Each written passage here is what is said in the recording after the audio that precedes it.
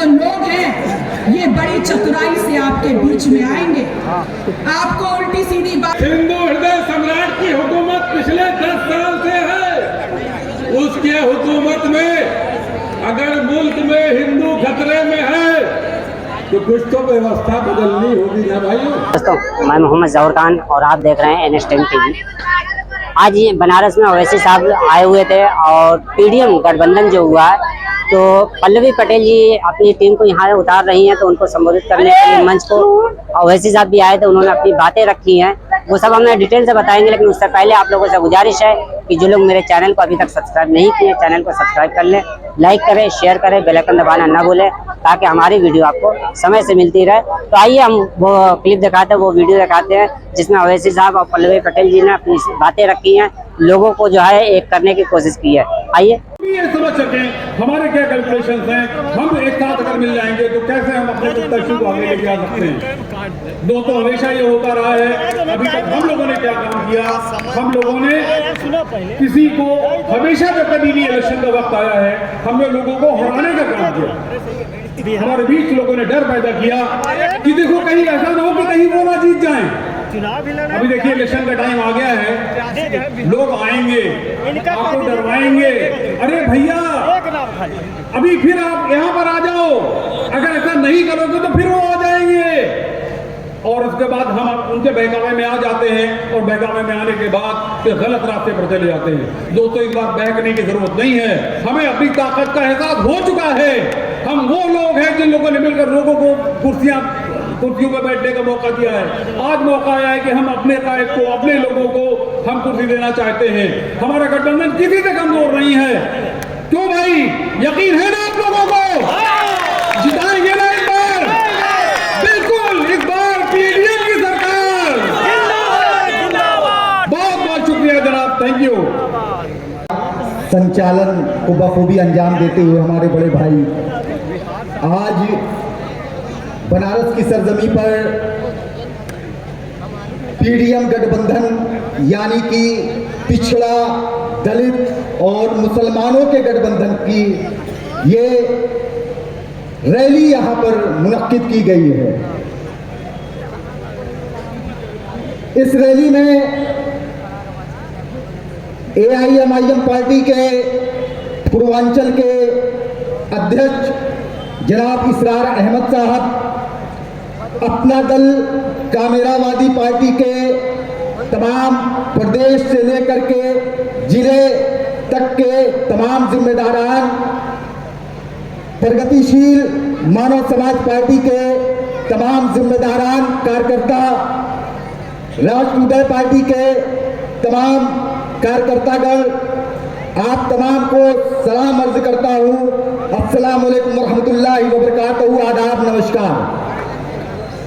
दोस्तों, आज ये जो भीड़ यहाँ जमा हुई है, ये भीड़ भारतीय जनता पार्टी और प्रधानमंत्री नरेंद्र मोदी साहब के गलत पॉलिसी और एजेंडे के विरोध में यहाँ पर इकट्ठा हुई है। जब पाकिस्तान आग उठाता था, जब हमारा प्रधानमंत्री बोलता था तो हमारा भी सीना चौड़ा होता था कि मेरे देश का प्रधानमंत्री बोल रहा है। मगर आज 20 करोड़ मुसलमानों को जिस तरीके से प्रधानमंत्री जी ने घुसपैठिया कहा, यकीन जानिएगा कि इससे बड़ी देश की आजाद हिंदुस्तान में कोई सांप्रदायिकवाद हो ही नहीं सकती है। आप संपत्ति की बात करते हैं, आप पिछड़ों का, दलितों का, मुसलमानों का गठबंधन हुआ है। देश की जो संपत्ति पर 41% किसका कंट्रोल में है? नरेंद्र मोदी साहब, आपकी पार्टियों पर कास्ट के पास है। वो मुसलमानों के पास देश का सिर्फ 8% संपत्ति है और आप हमारे ऊपर इल्जाम लगाते हो। मैं कहना चाहता हूं अपने प्यारे प्रधानमंत्री जनाब नरेंद्र मोदी साहब से कि साहब, आप जर्मनी, हिटलर के दौर का जर्मनी ना बनाए, मुसलमानों को बराए मेहरबानी यहूदी ना समझे, और जो यहाँ के बहुत से बच्चे थे उनके जहर के अंदर जहर को ना खोले। मैं ये अदबन अपील आपको हमेशा भारतीय जनता पार्टी कांग्रेस पर मुस्लिम तुष्टीकरण का आरोप लगाती रही, मगर जब कांग्रेस पार्टी ने देखा कि मंच आपका है, कार्यक्रम आपका है, सबको सुनना है, सबके संदेश को लेकर जाना है, समयबद्ध तरीके से कार्यक्रम को चलाना है, तो अनुरोध और निवेदन के साथ कहना चाहूंगा कि आने वाले अगले वक्तागण साथी मात्र 2 मिनट में अपने परिचय, अपने संबोधन के साथ अपनी बात को समाप्त करेंगे, जिसको सुनने के लिए हमारे साथी पदाधिकारी साथी दूर दूर से सामान्य साथी आए हैं, उनकी बात को पूरा हो सके और जो मंचासीन साथी है उनका भी परिचय हो सके, अपनी बात को रख सके। इन बातों को कहते हुए हम अपने बीच में जिलाध्यक्ष प्रगतिशील मानव समाज पार्टी के सम्मानित साथी डॉक्टर लाल बिहारी बिंद जी को आवाज देना चाहेंगे कि आप आए। साथियों आदाब। साथियों, आज आपके इस लाठी इमली के बुनकर कॉलोनी के मैदान में पूरे भारत में मुसलमानों के नेता कहे जाने वाले, लेकिन जिनको हम मुसलमानों के नेता ही नहीं बल्कि मुसलमान का नेता ही नहीं, संविधान का नेता भी मानते हैं और पूरे हिंदुस्तान का नेता मानते हैं, ऐसे नेता असद साहब, जिनकी प्रतीक्षा इस बनारस को, जिनका इंतजार इस बनारस को काफी समय से था और एक बार उनके आने का ऐलान पीली कोठी में हुआ। बड़े दुख की बात है, नहीं आ पाए, इस शासन प्रशासन ने परमिशन नहीं दिया, लेकिन इस बार परमिशन कौन ले रहा था? इस बार परमिशन उत्तर प्रदेश में डिप्टी सीएम को हराकर सदन में जाने वाली सबसे तेज तर्रार विधायक डॉक्टर पल्लवी पटेल ने परमिशन लेने का काम किया और कहा कि मैं डॉक्टर पल्लवी पटेल हूं, जो भाजपा की सरकार प्रचंड बहुमत की बन रही थी उस दौर में भी डिप्टी सीएम जो सबसे ज्यादा उलूल जुलूल बयान देता है, उसके सीने पे पैर रख के सदन में पहुंचने वाली डॉक्टर पल्लवी पटेल ने कहा कि यदि बनारस में असद साहब की पहली सभा होगी तो उसका संयोजन, उसकी अगुवाई बहन पल्लवी पटेल करेंगी। तो साथियों, कहना चाहते हैं ये बात हमारी शुरू हो, विधिवत कार्यक्रम आगे बढ़े, उसके पहले सब संचालक महोदय जी, जो आपने मुझे सम्मान के साथ इस मंच पर बोलने का मौका दिया। साथियों, मैं यहाँ पर उपस्थित पीडीएम न्याय मोर्चा के समस्त पदाधिकारीगण और यहाँ पर आए हुए दूर दराज से सभी जनता जनार्दन को मैं दिल से धन्यवाद, अभिनंदन, वंदन एवं स्वागत करता हूँ। साथियों, समय का अभाव है, इसलिए मैं अपने शब्दों को थोड़े में ही समाप्त करना चाहूँगा। साथियों, बीजेपी कहती है सबका साथ, सबका विकास और सबका साथ। आप आए और अपनी बात को रखें।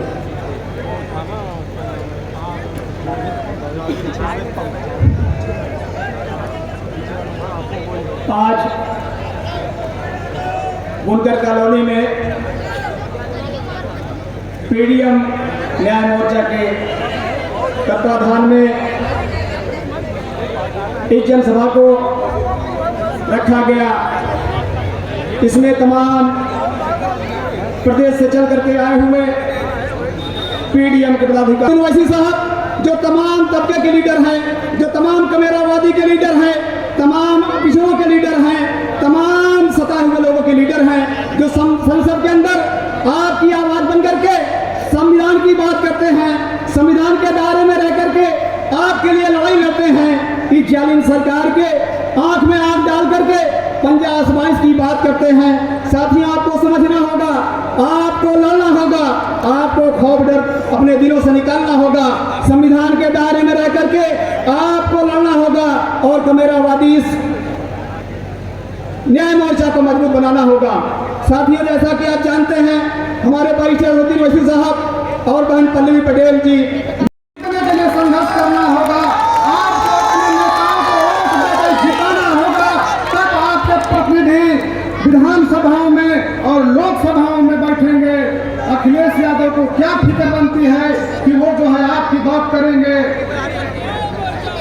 सोनिया गांधी को क्या फिक्र बनती है कि आपकी बात करेंगे। जब आप अपने प्रतिनिधियों को लोकसभा में नहीं बैठाएंगे तो आपकी बात करने वाला वहां नहीं होगा, तो आपके महल करना चाहते हैं। आप अपने लोगों को चीफ मिनिस्टर और प्रधानमंत्री बनाना चाहते हैं कि केवल आप भाजपा को हराना चाहते हैं। ये सोचना अब आपको पड़ेगा। भाजपा को कोई दूसरा क्यों हराएगा? किसी भी दल में और किसी भी नेता में उतना दम नहीं है जो भारतीय जनता पार्टी को आज की डेट में हराने की क्षमता रखता हो। केवल आपके नेता बैरिस्टर असदुद्दीन ओवैसी, जिनका कार्ड इस पूरे हिंदुस्तान में किसी नेता के पास नहीं है, जब हम सदन में बोलते हैं तो पूरा हिंदुस्तान नहीं पूरा दुनिया उनको सुनने का काम करता है। आपके पास बहुत ताकत है, लेकिन आपने केवल अपनी ताकत को बीजेपी को हराने में लगा दिया। जिस दिन वो ताकत आप MIM को और PDM के गठबंधन को जिताने में लगा देंगे, कोई माई का लाल आपके सामने खड़े होने की औकात में नहीं है। जलते घर को देखने वालों, मोहल्ले में किसी भी सड़क पे अगर कोई जालिम जुल्म उठाता है तो सबसे पहली आवाज जनाब बैरिस्टर असदुद्दीन ओवैसी साहब की होती है उस जालिम के खिलाफ। चाहे आवाज पार्लियामेंट से हो, चाहे आवाज हैदराबाद के हेडाबिद दारुसलाम से हो, चाहे आवाम के बीच हो, वो जालिम के साथ जो तो जुल्म करता तो पहुंचाए बिना सांस नहीं लेते। तकदीर बना ले अपने पे भरोसा, एक गाँव लगा ले, एक गाँव लगा ले। डरता है जमाने की गाँवों से बड़ा क्यों, इंसाफ तेरे साथ है, इल्जाम लगा ले। तकदीर से बिगड़ी हुई तकदीर बना ले। क्या था वो जीना है जो अपने लिए हो, खुद मुझ के किसी और को मिटने से बचा ले। तकदीर से बिगड़ी हुई तकदीर बना ले, अपने पे भरोसा है, एक दांव लगा ले।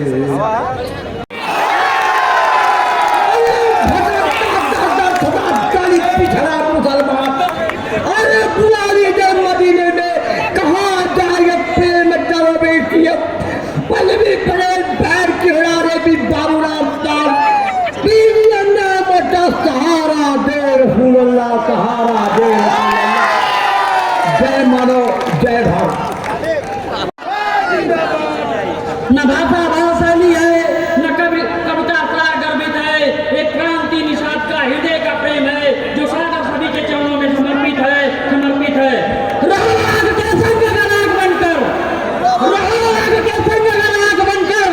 मजा आया जला ना सके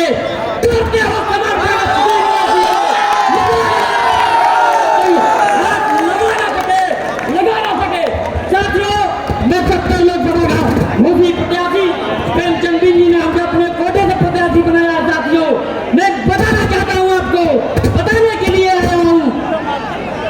समय कम है लेकिन फिर भी बता रहा हूँ। साथियों, ये बताने के लिए मैं आया हूँ कि आप लोग 20% हो। समाजवादी पार्टी को आपने 70 सालों से वोट दिया। क्या समाजवादी पार्टी ने आपको एक भी बार समाजवादी जिसको समाजवादी साथियों, नरेंद्र मोदी जी के क्वेटो शहर में आज इस PDM की जनसभा में हम आप लोग का स्वागत और अभिनंदन करते हैं। जब नरेंद्र मोदी जी मुख्यमंत्री बने थे, उन्होंने कहा था कि मैं बनारस को क्वेटो बनाऊंगा, और कल रात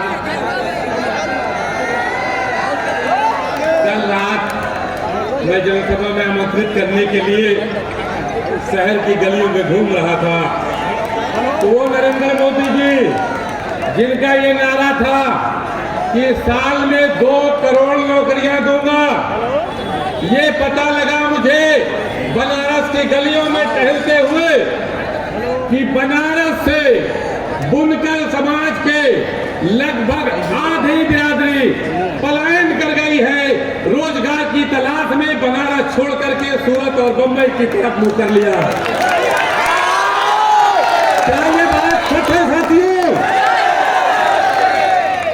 साथियों, ये नरेंद्र मोदी जी का विकास पूरे हिंदुस्तान में तमाम सरकारी डिपार्टमेंट को बेचने के बाद आज माननीय नरेंद्र मोदी जी के पास कुछ भी बेचने को नहीं रहा, तो गंगा के घाटों को बेचा जा रहा है, जहां पर बैठ करके काशी के लोग अपने आराध्य की पूजा करते थे।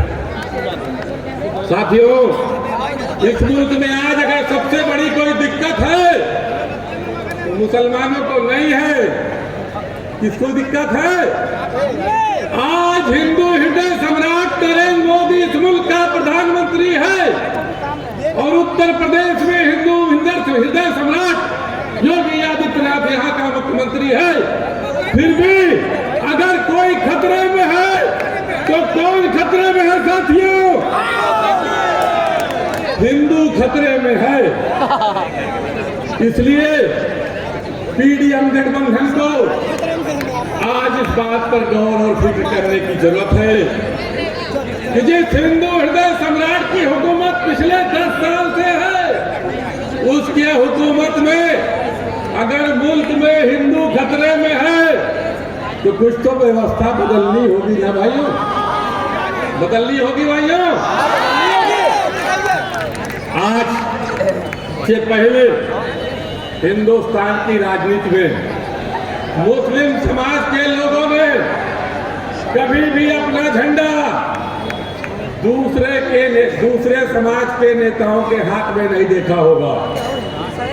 इस मुल्क में 50 साल तक, उत्तर प्रदेश में 50 साल तक कांग्रेस दौरे कदार में रही। कांग्रेस के दौरे कदार में मुसलमान कांग्रेस का झंडा लेकर जिंदाबाद जिंदाबाद करता था कि नहीं करता था भाइयों? सत्ता बसपा की आई, समाजवादी पार्टी की आई, किसी की भी आई, आपके हाथ में झंडा था और नेता दूसरे समाज का था। ऐसा ही होता रहा ना। शुरुआत कर रहे हैं चुनावी रैली की और आज मजलिस का झंडा है, किनके हाथों में है? पटेल समाज के हाथों में है। किसके हाथों में है? पाल समाज के हाथों में है। किसके हाथों में है? बिंद समाज के हाथों में है। आज आपके नेता ने हिंदुस्तान की तारीख बदल दी है। आज पहली मर्तबा ऐसा हुआ है कि आपका झंडा और आपका डंडा उठाने के लिए आपके कंधे से कंधा मिलाकर तमाम समाज के लोग आपके मंच पे मौजूद हैं। कल बनारस की गलियों में टहलते हुए तमाम लोगों ने मुझसे सवाल किया कि समाजवादी पार्टी जीत जाती चुनाव अगर आप लोग चुनाव मैदान में नहीं आते। ओवैसी साहब उत्तर प्रदेश में नहीं आते। साथियों, ओवैसी साहब अपने पतंग निशान से चुनाव नहीं लड़ा रहे हैं। जो लोग समाजवादी की पूजा करते हैं और जो लोग कांग्रेस में विश्वास रखते हैं, सबके पास खुला मौका है। अगर हरा सकते हो तो इस सजालिम सरकार को हरा दो। अखिलेश यादव, मैं तुमको इस मंच के माध्यम से कहना चाहता हूं और राहुल गांधी इस मंच के माध्यम से आपको भी कहना चाहता हूं, चुनाव हारने के बाद ये विधवा विलाप न करना कि ओवैसी ने हमें हरा दिया।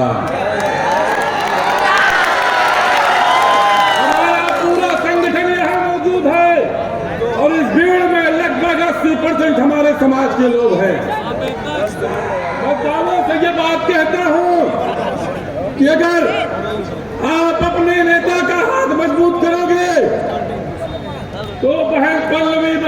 के इस झंडे के साथ खड़े हो जाओ। इस बनारस में ये जालिम जो बनारस से प्रधानमंत्री बनकर के आज दिल्ली की कुर्सी पर बैठा है और नौजवानों की नौकरियां छीन रहा है, किसानों को बंद कर रहा है और लगभग 80% इस मुल्क की जनता के हाथ में भीख का कटोरा थमा दिया है। 5 किलो गल्ला पर 80%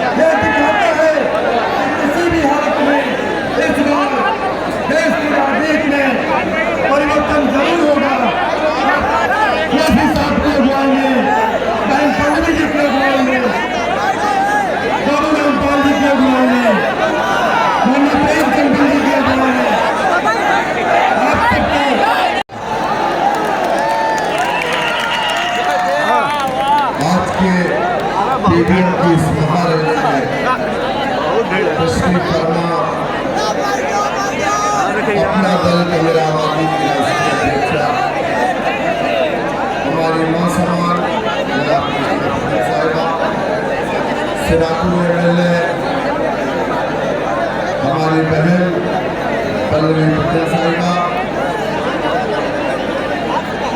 जनाब प्रेमचंद जी राष्ट्रीय अध्यक्ष प्रगतिशील समाज पार्टी, जनाब बाबूराम पाल जी राष्ट्रीय उदय पार्टी, जनाब सुनील पाल जी प्रदेश अध्यक्ष राष्ट्रीय उदय पार्टी। और आज पहली मरतबा बनारस की इस तारीखी सरजमीन पर आपके दरमियान में शेर हिंद हम नहीं खड़े हो सकते, हम नीचे बैठे कुर्सी पे। आज इन तमाम बिंदुओं पे आपके बीच में बात करने आई हूँ, लेकिन मैं अपनी बात शुरू करूं उससे पहले उनका नाम जरूर लूंगी जिनकी वजह से और जिनकी दी हुई पहचान से मैं आज आपके बीच में हूँ। अपना दल के संस्थापक यशगाय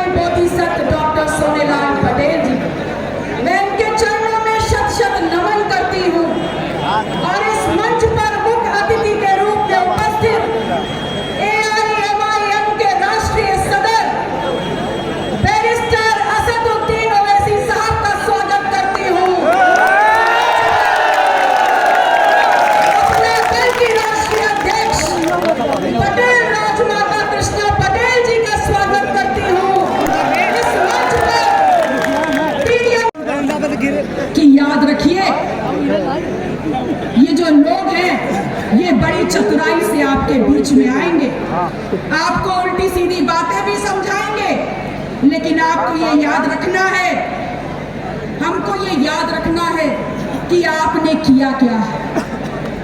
आपने 2014 में इनको मौका दिया, 2019 में इनको मौका दिया, अब 2024 में भी इनको मौका देना चाहते हैं।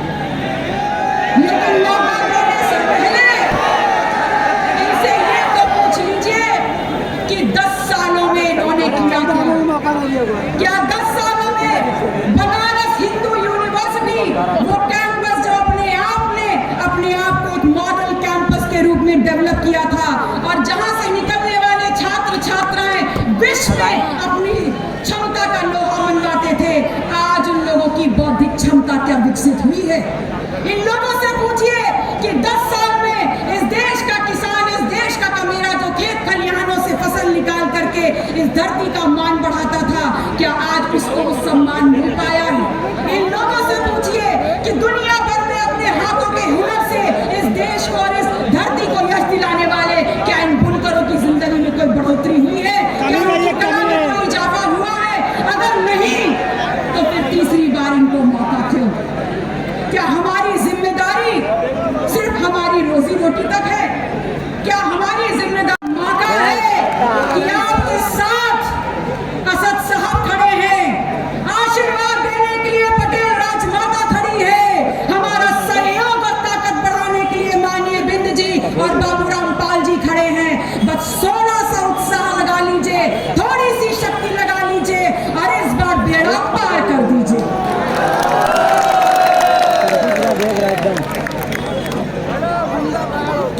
ये कहते हैं कि बीजेपी को, अगर हम बी टीम हैं तो आपने इस विधानसभा के सदन में मेरी सारी उपस्थितियां देखी हैं, आपने सुना है और आपने देखा है। आप लोगों ने सड़कों पर मेरा संघर्ष देखा है कि जब जब मेहनत का समाज ने मेरा समाज ने मुझे आवाज दी है, मैं उनके साथ खड़े होकर के सड़क से सदन तक लड़ने का मैंने काम किया है। अगर आपको किसी को भी मेरे उन कार्यों में, मेरी सोच में अगर जरा सी भी मिलावट समझ में आती है, दिखती है, तो बता दीजिए। तो अगर मिलावट नहीं दिखती तो बी टीम हम